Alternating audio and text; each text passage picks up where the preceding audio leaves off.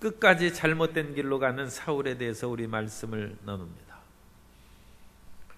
사람의 타락이 어느 순간에 갑자기 다가오는 것이 아닙니다.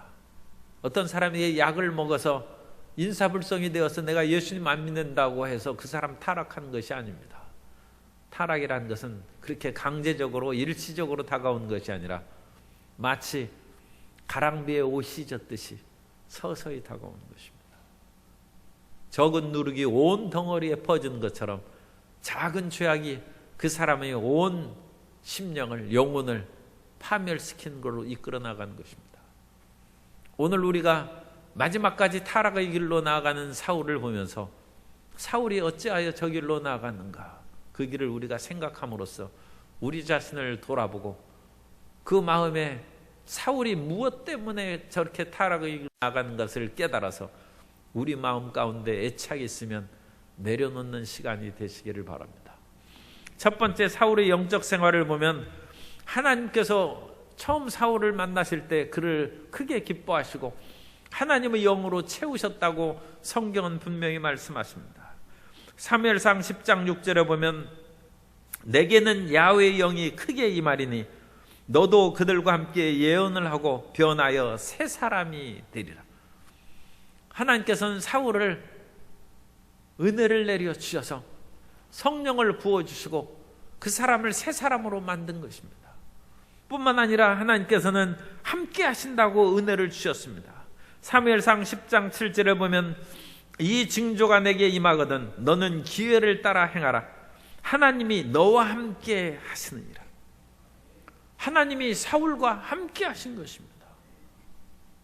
그런데 사울이 하나님께서 이와 같이 징조도 주시고 함께 하신 은혜를 주셨는데도 불구하고 그 마음에 자기 중심의 생각을 버렸지 않았습니다. 그래서 자기 생각대로 하는 그런 잘못된 그 마음을 버리지를 않았어요.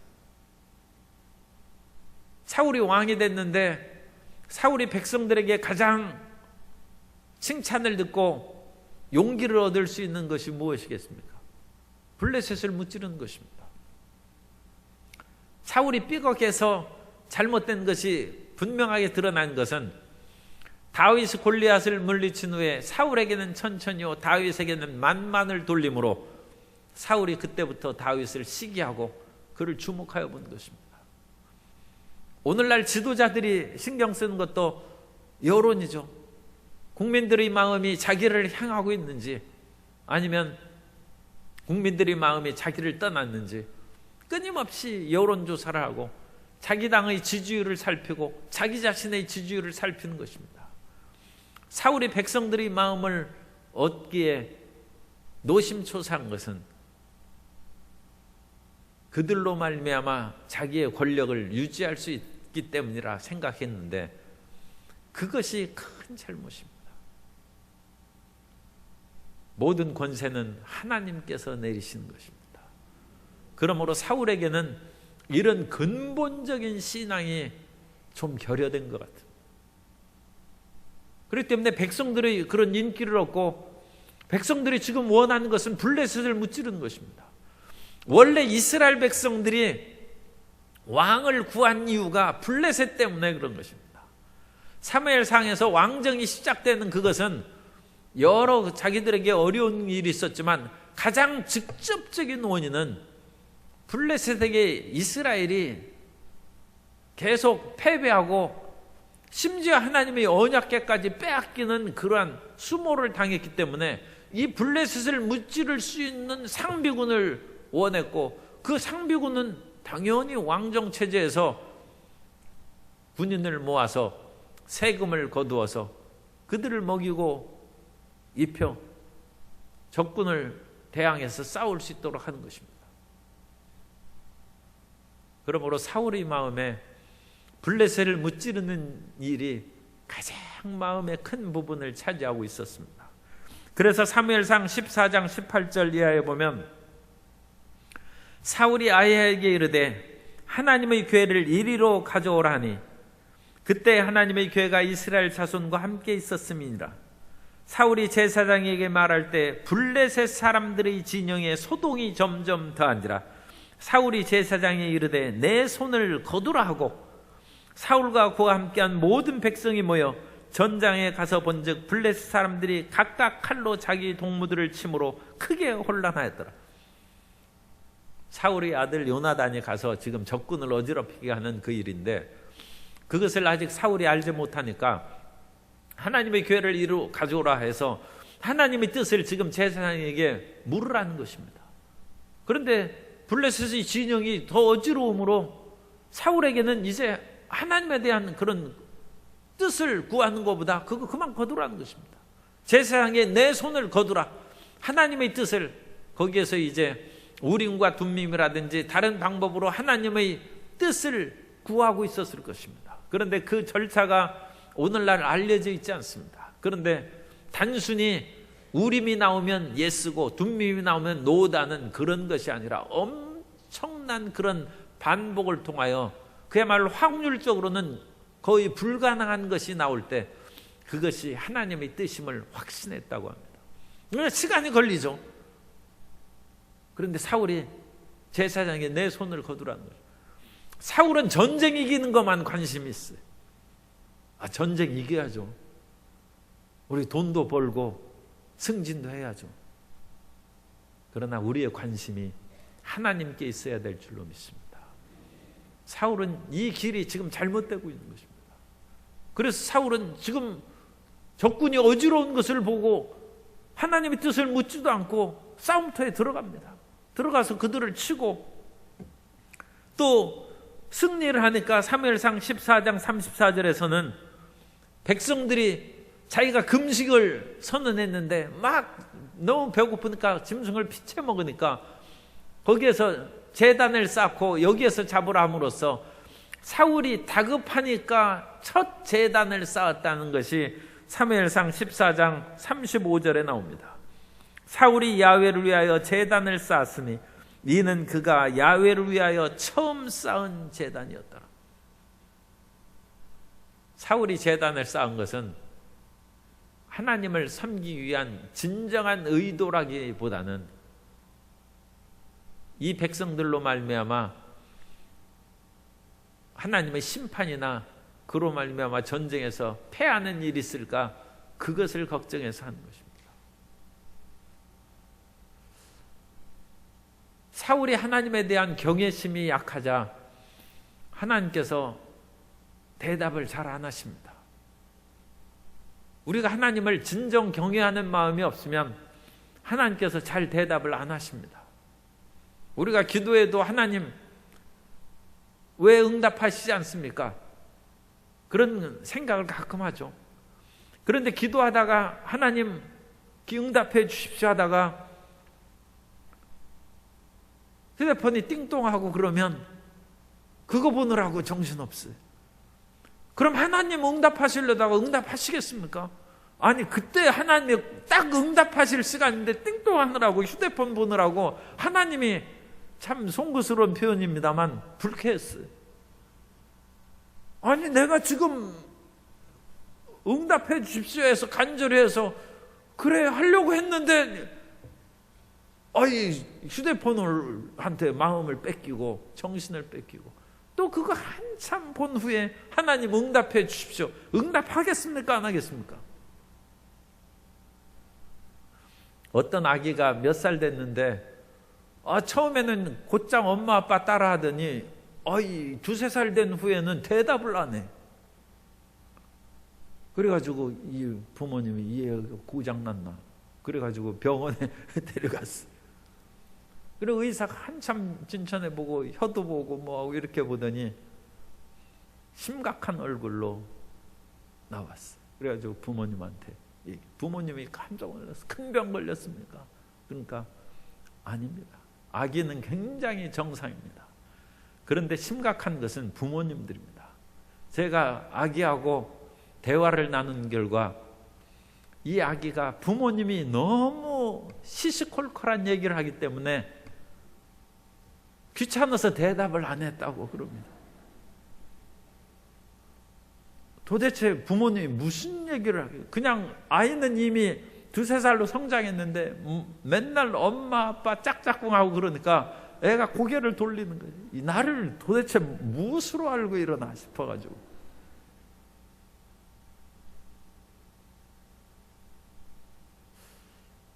그에 대해서 하나님께서는 참 이건 좀 어려운 그런 얘기입니다만 먼저 그 나라와 의를 구하라고 했습니다. 그러면 우리의 필요한 의식주의 모든 것은 더해 주신다고 했어요. 왜냐하면 하나님께서 우리가 먹어야 되는 걸 이미 알고 계시고 하나님께서 범죄한 아담에게도 가죽옷을 그것도 무스탕이에요. 그죠? 범죄한 아담에게도 가죽옷을 입혀주셨는데 어찌 하나님의 사랑하는 자녀들에게 의식주를 더해 주시지 않겠습니까? 그런데 먼저 그 나라와 의는 구하지 아니하고 매일 그런 것은 하지 말라고 하는 의식주만 구하면 하나님이 대답 안 하실 수도 있어요. 너무 어찌 시시하고 매일 이거밖에 없느냐? 물론 하나님의 자비하심과 무한하신 사랑에 우리가 의지해야 됩니다. 그러나 그 어린아기처럼 어린아기도 맨날 엄마 아빠 짝짝꿍 하면 고개를 돌려 그냥. 그런데 사울의 경우는 자기가 필요할 때는 하나님 앞에 이렇게 구하다가 어느 단계에 대해서는 자기 맘대로 하는 거예요. 하나님 응답 기다리지도 않고 하고 그러니까 하나님께서 대답 안 하신. 사무엘상 14장 37절에 보면 사울이 하나님께 묻자오되 내가 블레셋 사람들을 추격하리이까 주께서 그들을 이스라엘의 손에 넘기시겠나이까 하되 그날에 대답하지 아니하신지라. 하나님은 응답하시는 분이십니다. 그런데 하나님이 대답 안 하신다는 것은 지금 하나님 앞에 사울이 크게 잘못하고 있는 거예요. 같은 14장에서 하나님의 뜻을 구하다가 금방 제사장의 손을 거뒀습니다. 그리고 또 묻는 거예요. 결정적인 사건은 우리가 잘 아는 것처럼 사무엘상 15장입니다. 하나님은 그 아말렉에 대한 그런 그 잘못된 것을 잊지 않고 그들을 심판하시기로 결정을 하셨어요.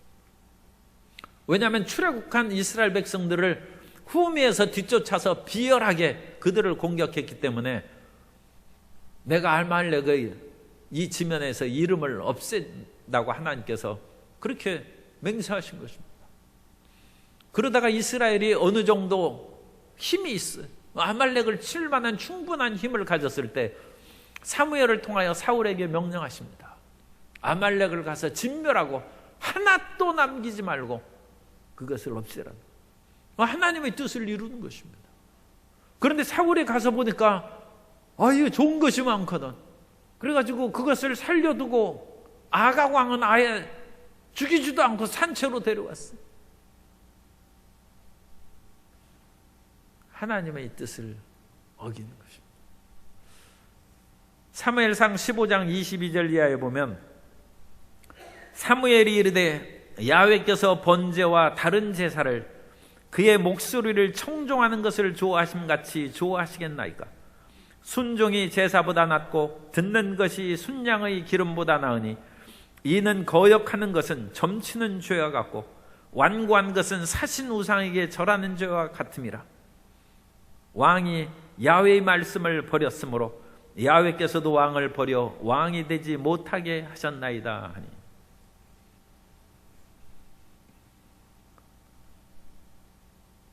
사울이 계속적인 하나님에 대한 그런 거역과 불순종을 거듭하다가 결정적으로 하나님의 아말렉 진멸하라는 명령을 어김으로 하나님이 그를 버리셨다고 했습니다. 그리고 그 후에 사울에게 악령이 들어오기 시작했습니다. 사무엘상 16장 10절에 보면 야훼의 영이 사울에게서 떠나고 야훼께서 부리시는 악령이 그를 번뇌하게 한지라. 그러므로 귀신이 왜 들어옵니까? 귀신은 한 번에 들어오는 것이 아니라 그 사람이 계속 하나님을 거역하면 귀신이 들어오는 거예요. 빛을 계속 거역하면 춥죠. 빛을 계속 거역하면 어둠 속에 들어가는 것이죠. 그러므로 빛이신 하나님을 계속 거부하고 빛 가운데 있는 것을 싫어하면 어둠이 들어오는 것입니다. 귀신이 들어오는 것입니다. 오늘날 식으로 얘기하면 예수님을 믿으라는 그 전도나 그런 하나님의 복음의 말씀을 계속 거역하면 오히려 귀신이 들어가는 것이죠.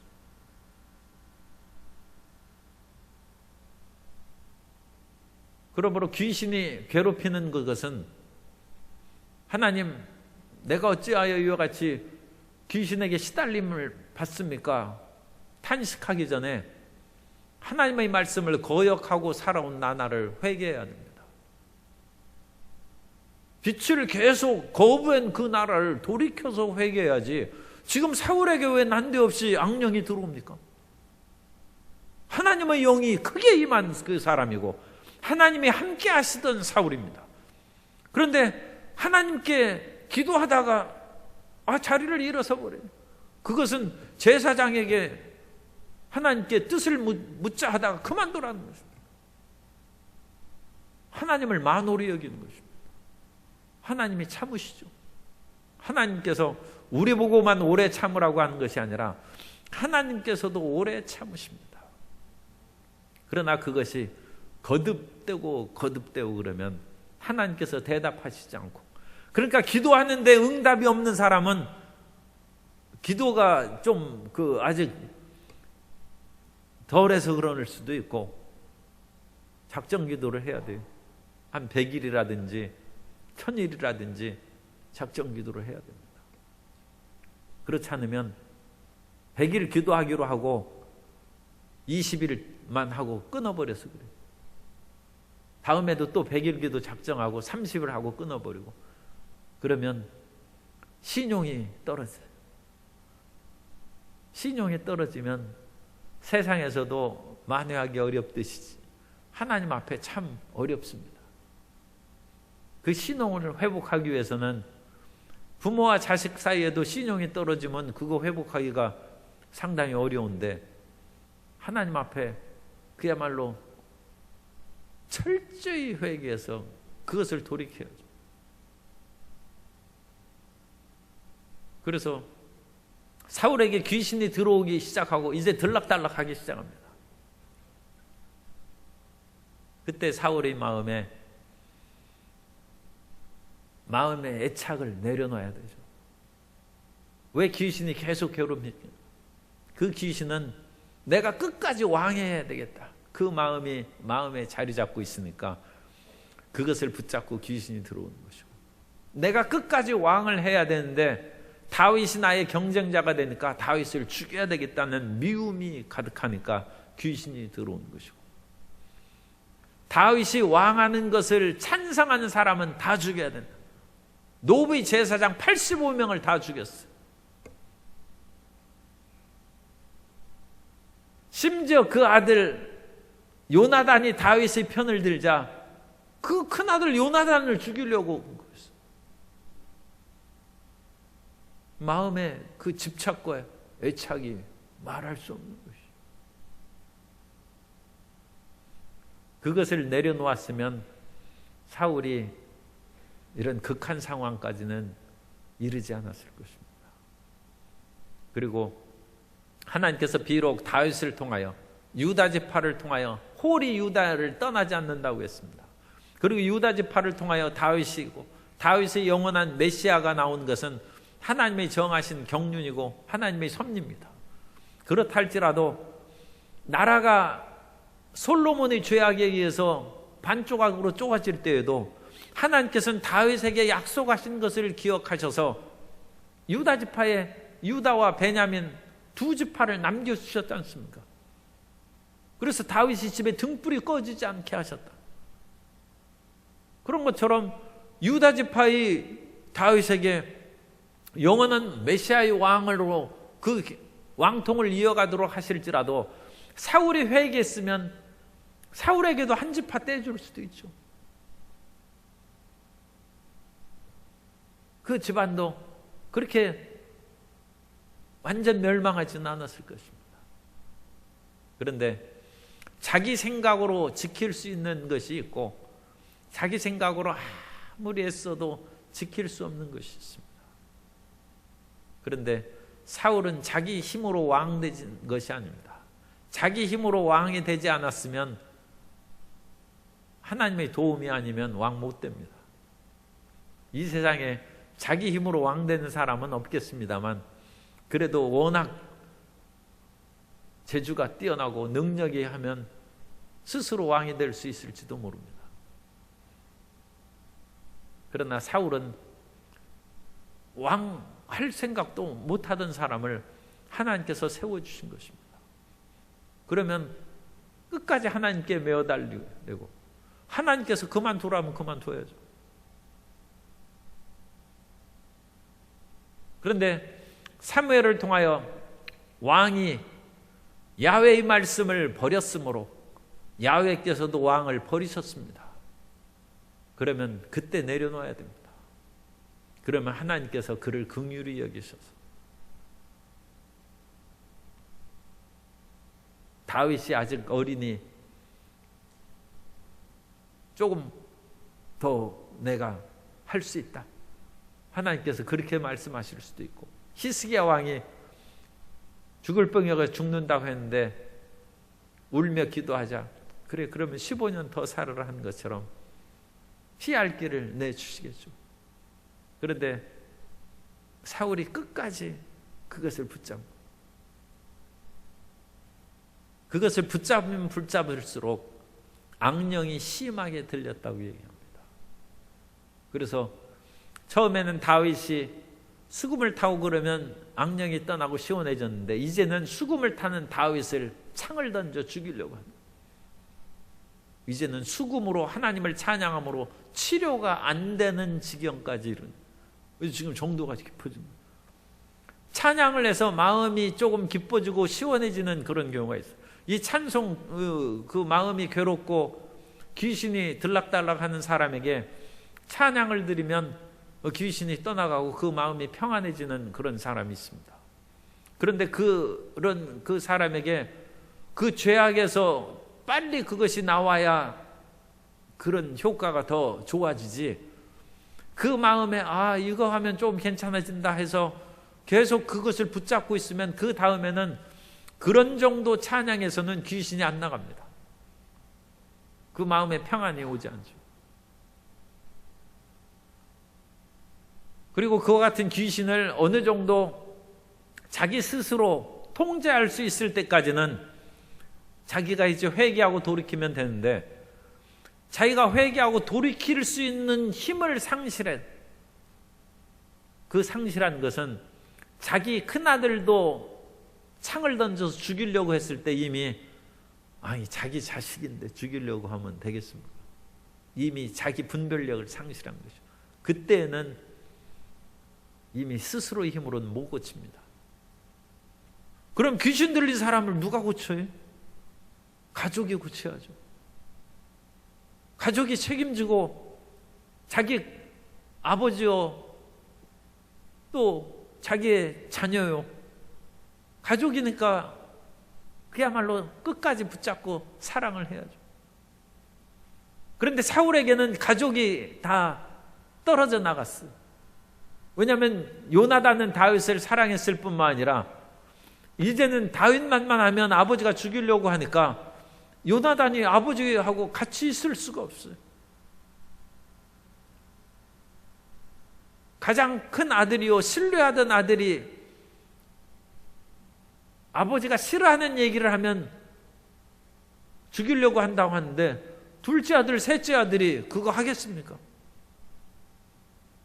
딸들도 도움이 안 돼. 딸들도 메라비 딸이 있었는데 그 딸이 큰딸인 맏딸인데 다윗에게 시집 보내려고 그랬어요. 사무엘상 18장 17절 이하에 보면 사울이 다윗에게 이르되 내 맏딸 메랍을 내게 아내로 주리니 오직 너는 나를 위하여 용기를 내어 야훼의 싸움을 싸우라 하니 이는 그가 생각하기를 내 손을 그에게 대지 않고 블레셋 사람들의 손을 그에게 대게 하리라 함이라. 다윗이 사울에게 이르되 내가 누구며 이스라엘 중에 내 친속이나 내 아버지의 집이 무엇이기에 내가 왕의 사위가 되리까 하였더니 사울이 딸 메랍을 다윗에게 줄 시기에 무홀라 사람 아드니엘에게 아내로 주었더라. 다윗에게도 지금 신의가 없는 사울이죠. 다윗 보고 열심히 블레셋 물리치라고 해서 얼마나 충성하고 다윗이 전쟁터에 나가서 싸웠겠어요. 그런데 다윗에게 이제는 이 정도였으면 사위 삼을 만할 그 시기에 다윗에게 안 주고 딴 사람에게 시집 보냈다는 거죠. 뭐 메랍이 다윗에게 시집 가고자 했는지 안 가고 했는지 그것은 알 수 없죠. 그러나 어쨌든 자식들이 그 아버지 보기를 뭐라고 생각하겠어요? 아니 맏딸을 다윗에게 시집 보내고 또 예비 형부라고 그렇게 부르기도 했을 텐데 이 난데없이 딴 사람에게 시집 보내고 그러니까 왕의 체면이고 아버지 체면이고 이 정신없는 사람을 어찌 감당할 수 있을까? 그런데도 예비 형부라고 부르던 미갈이 다윗을 사랑하게 됐어요. 그래가지고 미갈이 얼마나 다윗을 좋아했는지 소문이 났어요. 그래가지고 그 소문을 사울 왕에게 보고하니까 사울이 무릎을 치면서 기뻐하는 거예요. 잘 됐다. 큰 딸을 사울에게 다윗에게 주기로 했다가 딴 데 시집 보내고 원래 줄 마음이 없었죠. 그러니까 이제 딴 데 시집 보내서 다윗이 혹시라도 배신하거나 아니면 이제 열심히 안 싸울까 내가 걱정을 했는데 미갈이 다윗을 좋아하니까 그러면 미갈을 다윗에게 준다고 해야 되겠다. 그러면서 미갈을 너에게 이제 줄 테니까 더 열심히 나에게 죽도록 충성하라. 사울이 다윗에게 다짐합니다.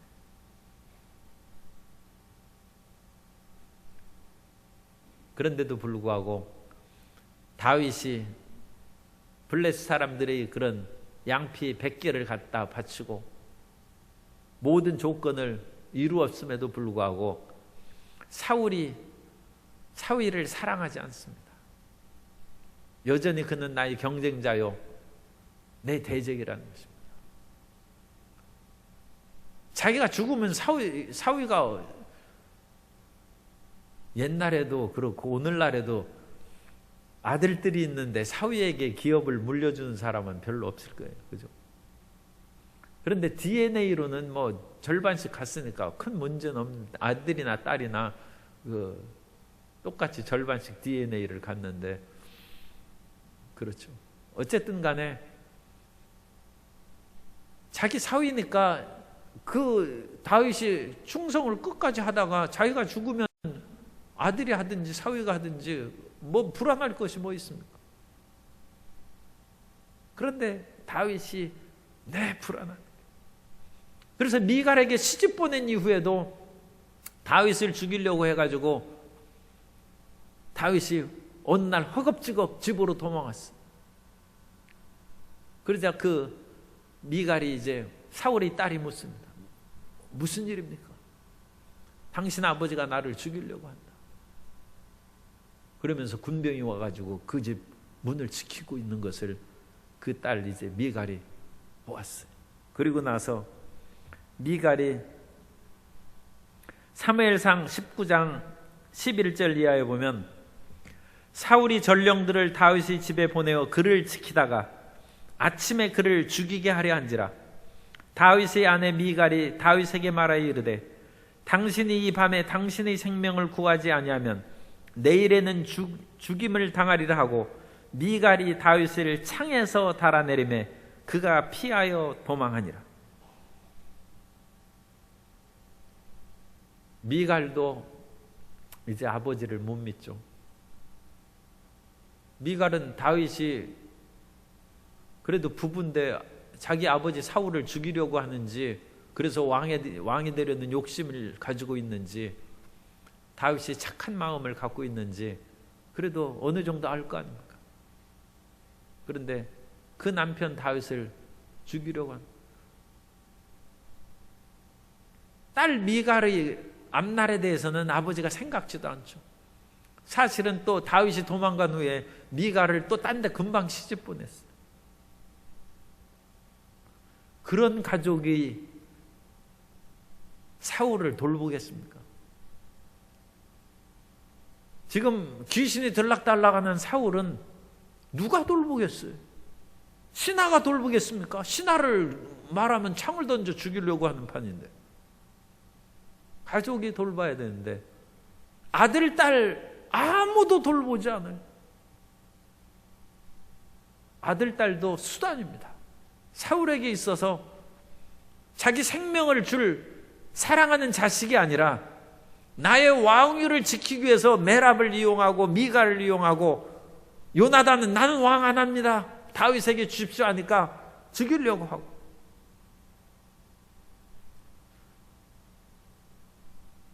정신 나간 사울을 돌볼 가족이 없어. 정신병은 함께 고쳐야 됩니다. 아간이 범죄했을 때 이건 구약의 공동체 사상입니다. 아간 한 사람만 잘못한 것이 아니라 그 아내와 아들, 딸들이 다 함께 공모했다는 것입니다. 왜냐하면 고대 세계의 천막 안에서는 같이 지내게 돼 있는데, 그 천막 땅을 파고 은과 금을 숨기는 것이 아내나 자식들이 몰랐을 까닭이 없죠. 그러니까 아간과 아내와 아들, 딸들을 다 끌어내어서 아골골짜기에 돌로 쳐서 다 죽였습니다. 그러자 저주가 풀렸다. 가족 공동체입니다. 사울 한 사람만 정신 이상이 된 것이 아니라 온 가족이 치료를 받아야 되고, 온 가족이 합심해서 하나님 앞에 회개했으면 치료받는 것이죠. 그러므로 아들, 딸들이 다 합심해서 아버지, 언제 아버지가 왕했습니까? 이제 내려놓으시고 마음 편히 지내시기 바랍니다. 가족들밖에는 만류할 수 없죠. 누가 왕의 자리에서 내려오게 하겠습니까? 왕의 자리에서 내려오게 하면 반역인데 넌 죽죠.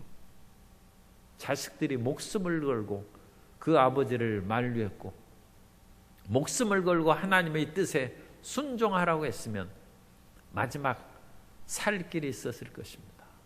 그런데 자식들이 뿔뿔이 흩어져 나아가므로 사울을 돌볼 수 있는 사람이 아무도 없어요. 사울을 슬퍼하는 사람이 성경에 한 사람 있습니다.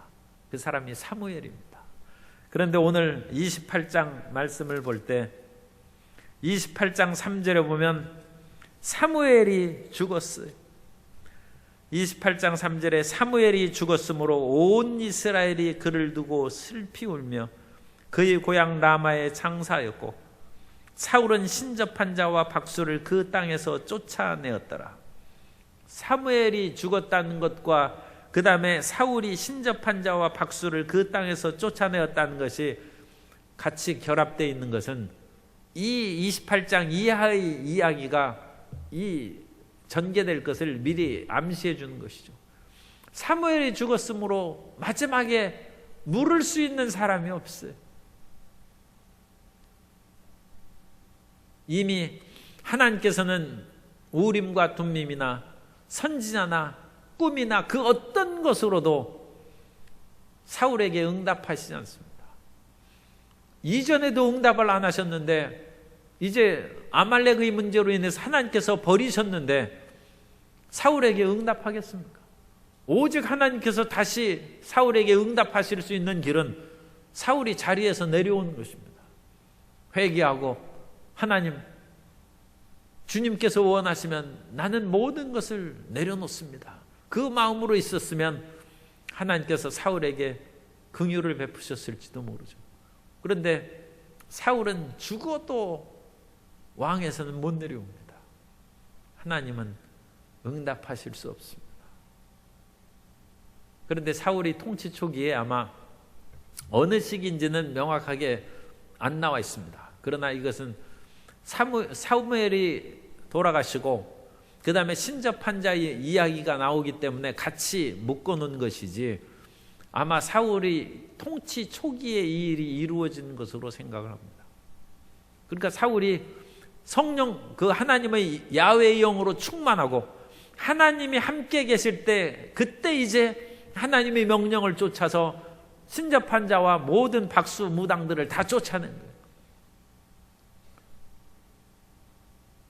그런데 이제는 적수공건이 됐어요. 정말로 가족도 도울 사람이 없고, 꿈을 꾸어도 하나님이 함께 하시지 않고, 제사장이나 선지자도, 제사장은 우림과 둠밈을 가진 제사장입니다. 제사장도 돕지 못하고, 그리고 제사장이 도울 수도 없죠. 그 제사장을, 노비 제사장 85명을 다 그렇게 죽였는데 어떤 제사장이 사울하고 힘을 합해서 살겠습니까? 선지자도, 사무엘이 그야말로 선지자 대표인데 이미 그것은 떠나고, 다른 선지학교에 있는 선지자들도 사울이 올바르지 못한데 무슨 예언을 해주겠습니까? 사울에게 남은 것이 아무것도 없어요. 어떤 면으로는 참 불쌍한 것이죠. 그러나 회개하지 않으면 아무것도 남지 않습니다. 우리가 마지막에 아무것도 남지 않았을 때에도 마지막 해야 될 것은 회개하는 것입니다. 마지막에 자기를 내려놓는 것입니다. 하나님, 내 모든 것을 포기하고 죽든 살든 이제 주님 처분 앞에 맡깁니다. 그것이 영원히 사는 길이고, 영원만 살면 이제 참 다행이죠. 그런데 혹시 조금 더 은혜를 받으면 하나님께서 그를 회복시킬 수 있습니다. 그런데 사울은 끝까지 내려놓지 않고, 내가 블레셋과 이제 전쟁을 앞두고 있는데 이것을 어떻게 해결해야 될까? 그걸 생각하니까 아무래도 신접한 사람에게 물어야 되겠어요. 왜냐하면 이것은 영적인 일이기 때문에. 그래서 신접한 사람이 어디 있느냐 물었더니, 사울이 지금 있는 그 진영에서, 이 진영은 길보아에 진쳤다고 했습니다. 28장 4절. 길보아에 진쳤는데 거기에서 몇 킬로 떨어지지 않는 곳에 엔돌이 있습니다. 가까워요. 그 엔돌에 신접한 여자가 있다는 것을 얘기해 주는 거예요. 그래서 사울은 마지막 기회에도 회개하지 아니하고 신접한 여자를 찾아갑니다. 그리고 신접한 여자에게 내가 원한 사람을 불러올리라. 왜냐하면 이것은 히브리인들의 고대 사상을 반영하고 있습니다. 사람이 죽으면 지하로 내려간다고 했습니다. 그 지하에 스올, 음부의 세계가 있습니다. 그래서 그 스올의 세계에 상층과 하층이 있어서 선한 사람이 사는 거와 악한 사람이 사는 그 구분이 되어 있어요. 어쨌든 간에 사람이 죽으면 땅 그 스올의 세계에 있는 것으로 히브리인들은 그렇게 생각을 했습니다. 그래서 그 땅에서 사무엘을 불러올리라는 거예요. 신접한 그 일을 행하면 왕이 그런 사람을 다 죽인다고 하는 것을 당신이 알지 못하느냐. 그러자 사울이 얘기합니다. 내가 야훼의 이름으로 맹세하노니, 살아계심으로 말하노니 결코 죽지 않을 것이다. 지금 이 말이 안 되는 것이죠. 하나님께서 금하신 그 초혼이죠. 그 귀신, 사람의 영혼을 불러올리는 그 일을 하나님 이름으로 맹세한다는 것이 말이 안 되죠. 그래서 사울이 그러니까 지금 제정신이 아니에요. 하나님의 이름으로 맹세할 것이 따로 있지, 귀신 불려들이는 일을 했다고 해서 내가 너를 죽이지 않는다고 하나님 이름으로 맹세하는 거예요. 어쨌든 간에 엔돌이 그런 신접한 그 여인이, 그게 초혼술이라고 했습니다. 초혼술. 이 고대 세계에는 온갖 그런 그 마술이 있는데 사람의 죽은 영혼을 불러. 우리 초혼술도 우리나라에 배뱅이 귀신을 불러들이고 배뱅이 불러 그러지 않습니까? 그러니까 온 세계에 다 있어요. 그래가지고 사무엘을 불러 올리니까 사무엘이 쫙 올라. 그래가지고 사무엘이 올라오는 것을 먼저 이 신접한 여자니까 그걸 영적으로 탁 느껴가지고 이제 깜짝 놀라면서 사무엘이 올라오는 것을 보고 사울의 정체가 당신이 사울왕이구나 그것까지 이제 얘기합니다. 그러자 사울이 묻습니다. 어떤 사람이 올라오느냐? 긴 옷을 입은 노인이 올라온다. 사무엘이 언제 돌아가셨는지 그것은 참 정확하게 알지 못합니다. 그런데 이제 레오누드라는 구약학자가 그 연대를 계산하면 83세 돌아가셨다는 그런 것이 있습니다. 그것은 학자들마다 틀리기 때문에 뭐 정확하게 말할 수는 없습니다. 어쨌든 83살이라는 견해 한 가지만 그냥 생각하시면 됩니다. 그러니까 연세가 굉장히 많죠.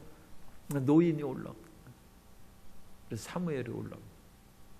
그래서 사무엘이 내가 죽음의 땅은 평온한 땅이라는 것이 또 고대 히브리인들의 생각입니다. 내가 어찌하여 나를 이같이 공연히 분유하고 시끄럽게 하느냐 그것을 책망합니다. 그러자 사울이 엎드려서 내일 블레셋과의 결전이 있는데 어떻게 되겠습니까? 아무도 나에게 가르쳐주지 않아서 할 수 없이 당신을 그렇게 불러서 이와 같이 일을 묻습니다. 그러자 그 사무엘이 얘기합니다. 내일 너와 내 아들들이 나와 함께 있을 것이다. 죽는다는 얘기입니다. 그런데 이 사무엘의 정체에 대해서 이게 또 복잡한 거예요. 이 구약의 난해 구절이 하나입니다. 신접한 사람이 이 하나님의 위대한 종을 불러 올릴 수 있느냐? 그러면 그 무당이 성도들을 부를 수 있느냐? 이제 그런 심각한 문제가 생기기 때문에 이 사무엘은 귀신이라고, 그러니까 사무엘을 가장한 그런 악령이라고 그와 같이 하는 것이 정통적인 학설입니다. 그런데 이 정통적인 학설이 문제가 되는 것은 이 귀신이 올바른 얘기를 할 수 있느냐 그 문제에 걸립니다. 왜냐하면 이 사무엘을 가장한 악령의 그 말대로 사울과 그 세 아들이 죽습니다. 그러니까 귀신도 바른 말을 하느냐 그런 문제가 되면 또 이제 우리는 그것을 또 예스라고 대답하기 줄 수는 없죠. 그래서 이게 나누기절입니다. 어쨌든 간에 이것은 신구약 성경을 통일적으로 읽은 견해에 있어서는 사무엘은 귀신이고 결코 진짜 사무엘이 아니라는 것이고, 구약 시대 안에서 히브리인들의 그런 생사관, 이 죽음의 세계에 대한 관점으로 보면 이 사무엘이 그와 같이 마지막 대답해 줄 수도 있습니다. 그러니까 그런 것들은 뭐 크게 중요한 것이 아니고, 지금 우리에게 있어서 지금 중요한 것은 사울의 끝까지 하나님 앞에 회개하지 아니하고 오직 전쟁에 이기기 위해서 전쟁의 승패만을 묻는 세상의 일에 집착하는 거예요. 이 땅의 그 모든 것을 내가 아니면 안 된다는 그 마음의 집착을 내려놓는 거예요.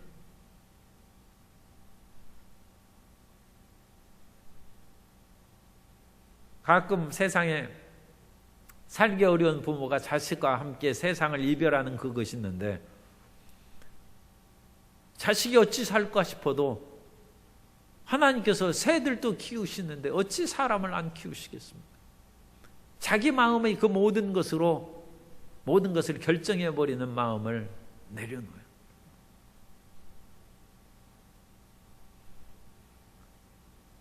사울은 하나님의 그 사랑을 받고 시작했습니다.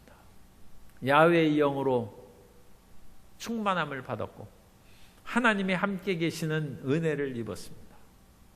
그런데 사울은 왕이 되려고 생각도 안 한 사람이 왕이 된 후에는 왕이 돼 보니까 너무 좋았던가 봐요. 그래가지고 계속 왕에 대한 그런 집착을 떨쳐버리지 못하고 왕이 되기 위해서는 블레셋을 무찔러야 된다는 그 생각밖에 없고, 그래서 자기 왕의 거침돌이 되는 사람은 다 제어가는 그 마음에 가득했고, 그렇다고 해서 하나님을 경외하는 것이 그 마음의 가장 중심에 있었느냐? 그것도 아닙니다. 하나님의 응답을 구하다가 자기 생각이 바뀌면 그냥 자기 생각대로 하는 것입니다. 하나님의 명령도 자기 생각대로 그것을 거부하고 아말렉 사람들을 살려주고 자기 뜻대로 하는 것입니다. 그건 신앙이 아닙니다. 그러므로 사울은 근원적인 신앙이 결여된 사람이고, 그 근원적인 신앙을 결여함으로 말미암아 결국 악령이 끊임없이 그를 괴롭히기 시작했고, 그 악령이 괴롭히는 것을 그의 가족들이 돌봐줘서 건져줘야 되는데 그 가족들에게도 다 신용을 상실해서 아무도 돌봐준 사람이 없어요. 그래서 마지막에는 하나님이 금하신 신접한 사람에게 장례일을 묻고 결국 비참한 최후를 마치는 것입니다. 오늘 우리가 어려운 일이 다가오는 그것이 중요한 것이 아니라 하나님께서는 어려운 일을 해결해 주실 수 있습니다. 뿐만 아니라 우리의 어려움이 다가와서 모든 것을 잃었다 할지라도 믿음을 가지면 욥처럼 갑절로 복을 받을 수 있습니다. 인생이 그렇게 짧지 않습니다. 하나님께서는 갑절로 복을 주실 만큼 우리의 수명을 지켜주신 것입니다. 그런데 이 마지막까지 자기의 애착을 붙잡고 그걸 내려놓지 않으면 하나님이 도울 수 없습니다. 모든 것을 내려놓고 하나님 앞에 진정한 회개를 하면 하나님께서 도와주십니다. 그 아들을 아끼지 않고 우리에게 주신 하나님이신데, 우리가 우리 죄를 자백하면 저는 미쁘시고 의로우사 우리 죄를 사하시고 모든 불의에서 우리를 깨끗하게 해 주십니다. 그 은혜 가운데 모든 귀신이 떠나가고 마음의 불안과 두려움도 떠나가고 온전한 사랑은 두려움을 내쫓는다고 했습니다. 하나님의 은혜 가운데 바르게 서는 저와 여러분 되시기를 예수님 이름으로 축원합니다.